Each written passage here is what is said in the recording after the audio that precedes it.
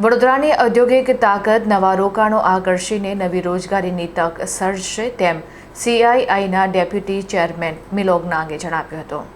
વડોદરાની મજબૂત ઔદ્યોગિક પરંપરા, કુશળ માનવબળ અને વિકસિત મેન્યુફેક્ચરિંગ ઇકોસિસ્ટમ આગામી સમયમાં મોટા પાયે નવા રોકાણો આકર્ષવા અને રોજગારીની વ્યાપક તકોનું સર્જન કરવા માટે સંપૂર્ણ સક્ષમ છે તેમ સીઆઈઆઈ વેસ્ટર્ન રિજનના deputy chairman Shri Milon K નાગે જણાવ્યું હતું. વડોદરામાં યોજાયેલી એક મીડિયા રાઉન્ડ ટેબલ બેઠક દરમિયાન તેઓએ ઇન્ફ્રાસ્ટ્રક્ચર, કૌશલ્ય વિકાસ અને ઉદ્યોગ સરકાર વચ્ચેના સમન્વયને શહેરના વિકાસ માટે નિર્ણાયક ગણાવ્યા હતા. નાગે ઉમેર્યું કે 20,000થી વધુ એમએસએમઈ એકમો અને વિવિધ ઔદ્યોગિક ક્લસ્ટર્સ ધરાવતું વડોદરા એન્જિનિયરિંગ, કેમિકલ્સ, ફાર્માસ્યુટિકલ્સ અને એનર્જી ક્ષેત્રે અગ્રેસર છે. ઉદ્યોગ, સરકાર અને શૈક્ષણિક સંસ્થાઓની ત્રિવેણી ભાગીદારીથી આ ક્ષેત્રને વધુ મજબૂતી મળશે.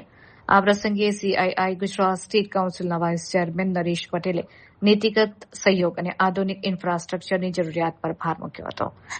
જ્યારે સીઆઈઆઈ સેન્ટ્રલ ગુજરાત ઝોનના ચેરમેન ગૌરાંગ જોશીપુરાએ જણાવ્યું કે રિન્યુએબલ એનર્જી, ગ્રીન ટેકનોલોજી અને એડવાન્સ્ડ મેન્યુફેક્ચરિંગ જેવા ઉભરતા ક્ષેત્રો વડોદરાના વિકાસ માટે નવી ક્ષિતિજો ખોલી રહ્યા છે.